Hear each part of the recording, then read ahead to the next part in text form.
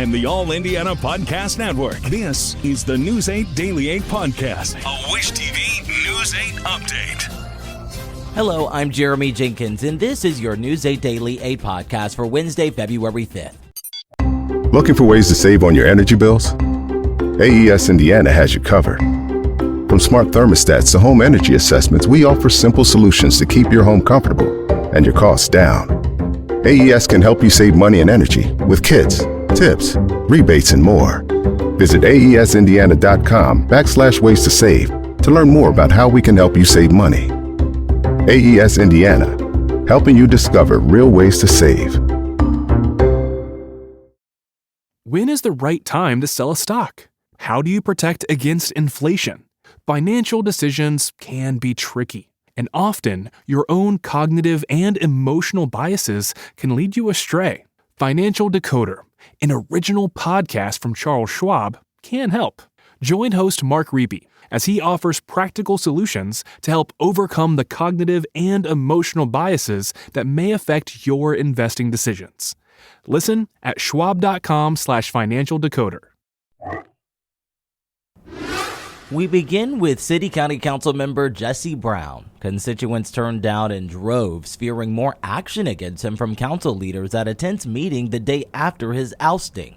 News 8's Danielle Zolkowski reports. Jesse Brown represents District 13 on the Near East Side of Indianapolis. He says his removal from the Democratic caucus disenfranchises his constituents. His wife, Mary Kate Dugan, agrees. It makes me really sad and angry to see that our district, District 13, has not been given the same representation as the other districts.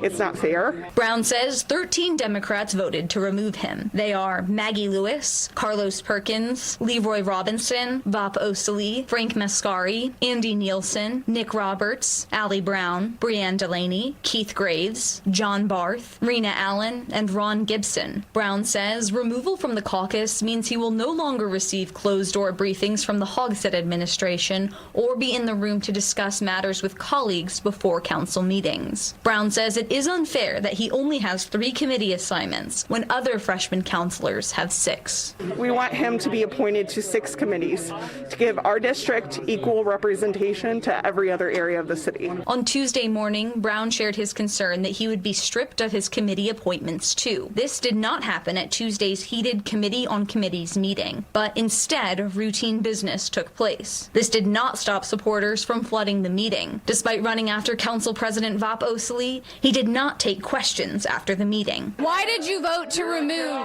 Jesse Brown from the caucus?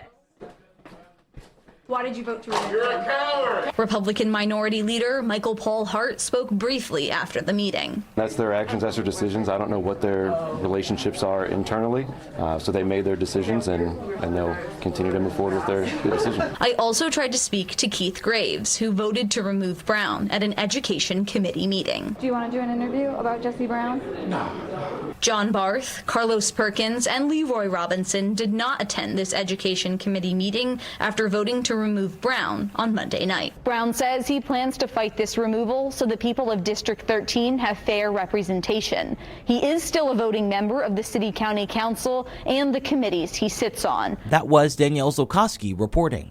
We are set to hear directly from Councilor Jesse Brown this morning. He is set to join me in the 8 a.m. hour of Wish TV Daybreak. We have also reached out to Democratic Caucus Chair Maggie Lewis to join the conversation. So far, Lewis has not responded. We'll have that conversation for you on our next episode of News 8 Daily 8 and online after it happens on wishtv.com.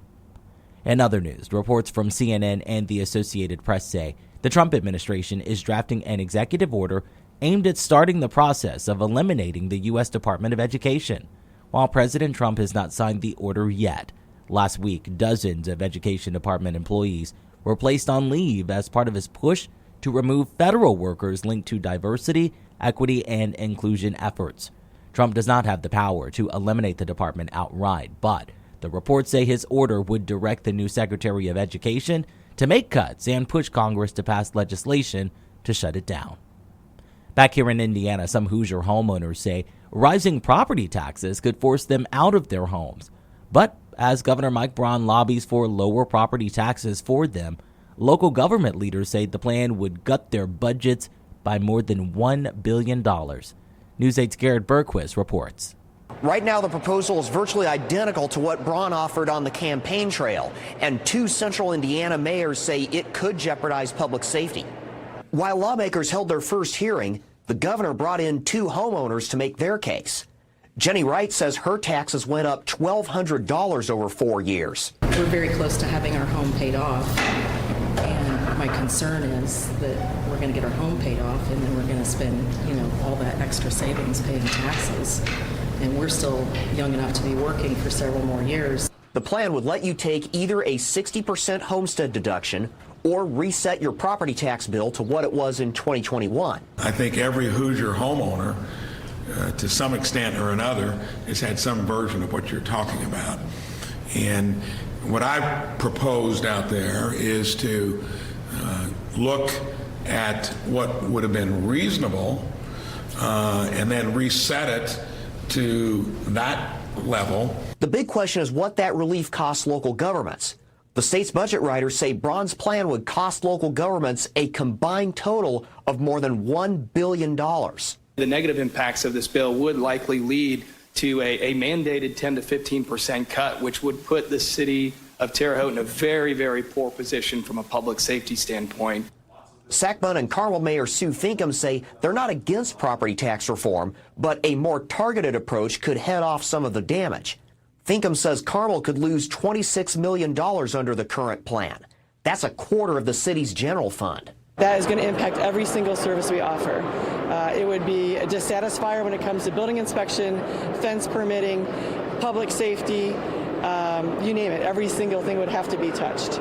Braun says he's willing to work with local officials, such as Finkham and Sac-Bun, but he says he wants them to keep looking for ways to save on their own. I'm going to always be listening to something that's reasonable because we don't want to sacrifice essential services. We want to plow resources into our school districts, but look at it from both angles, which is what I'm doing. The bill is still very early in the legislative process. Bill author Senator Travis Holdman says he'll file an amendment next week based on the testimony we heard today. That was News 8's Garrett Bergquist reporting. In Ohio, police say 1 person is dead and at least 5 others are wounded after a shooting at a cosmetics warehouse. It happened just before 11 last night in New Albany, about 25 miles northeast of Columbus. Police described the attack as targeted. As of now, police say they found a gun but had not found the shooter. Authorities tell us 150 people evacuated the building because of the gunfire. There is no word yet on what the motive may have been. Let's talk sports. The Pacers' 5-game win streak is over at the expense of a Portland team that's won 5 games in a row. Scoot Henderson hit a 3 for the Blazers early on, and the Pacers' offense struggled all night. Tyrese Halliburton was held scoreless for the game as the Pacers fell 112-89. The Pacers continue their road trip tomorrow night against the Clippers in Los Angeles. Well, the Hoosiers of IU were going the other way in the standings. Last night, Wisconsin went on to a 26-4 run to start the game. The Hoosiers never recovered. They fell 76-64. The IU men have lost 4 in a row. In men's college basketball, the Purdue Boilermakers are hot. Caleb First hits a 3 to give the Boilers the lead in the second half at Iowa.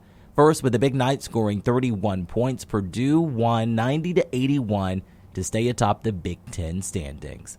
Of course, it's Super Bowl week and News 8 is in the Big Easy. Make sure you join us Friday night for the half-hour special All Access Indy New Orleans to get you ready for the big game between the Chiefs and the Eagles.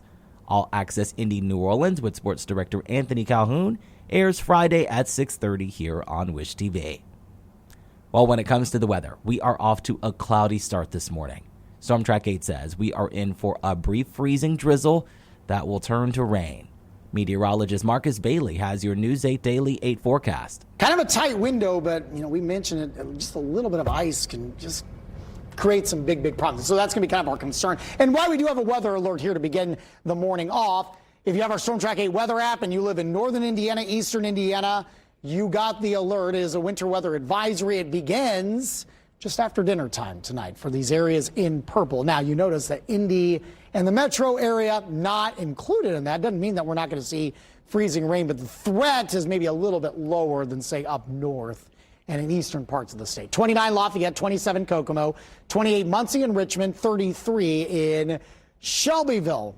Live look downtown. It is cloudy, quiet, 31, a little breezy, northeast wind at 14. Chills are in the lower 20s here for this morning.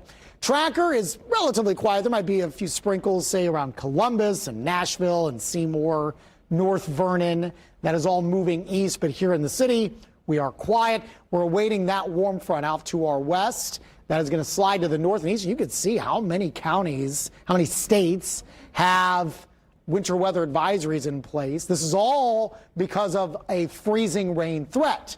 There's actually ice storm warnings in southern Pennsylvania and parts of eastern West Virginia. Let's go hour by hour on Storm Track 8 Futurecast.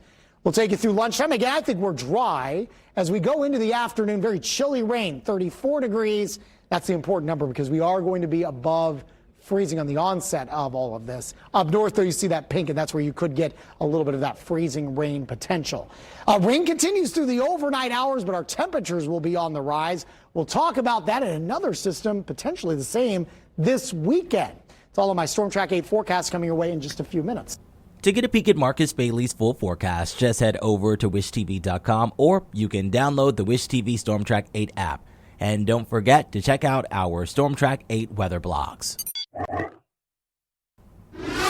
This has been your News 8 Daily 8 podcast for Wednesday, February 5th. I'm Jeremy Jenkins for Wish TV, wishtv.com, or follow us on Facebook for updates. This is the News 8 Daily 8 podcast, a Wish TV News 8 update on demand. For even more, on demand and on the go, connect with Wish TV on Facebook at wishtv.com and on the free Wish TV mobile app. Thank you for listening, and be sure to like, subscribe, and follow this podcast for updates every weekday morning on the All Indiana Podcast Network and wherever you get your podcast.